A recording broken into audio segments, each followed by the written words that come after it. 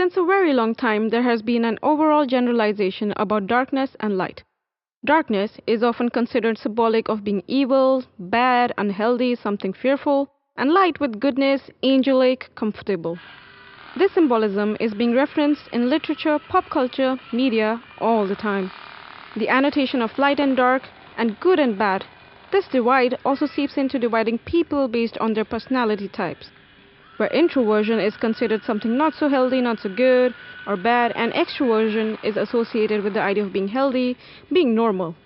The society at large pushes the introverts to be in light, be extroverted, be social. What they do not realize is that this constant push makes the introverts uncomfortable and unhealthy. This generalization is man-made.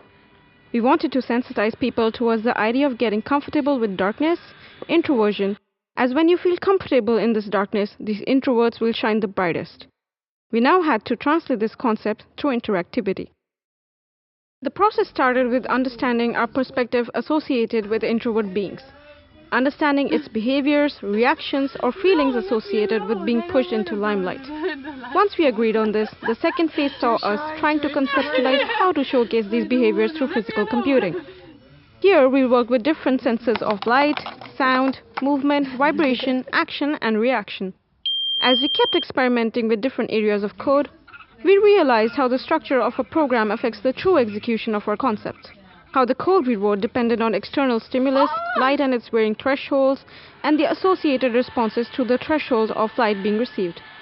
This eventually saw us also experimenting with the physical side of the installation, the introverts and how people will interact with it.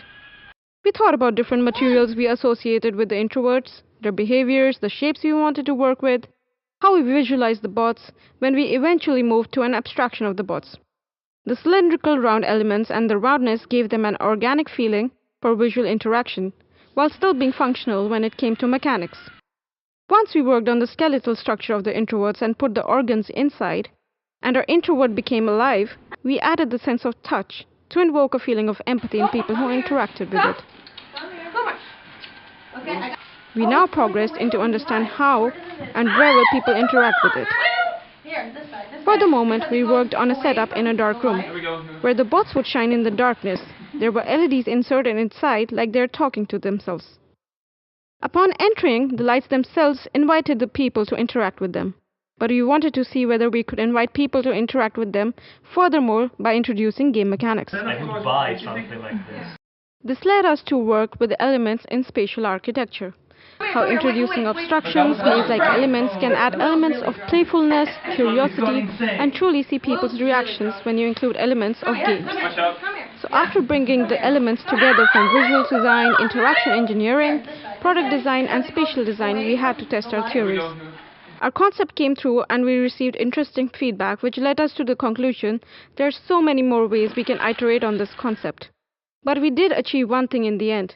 It was to show people that these beings shine the brightest in the darkest light.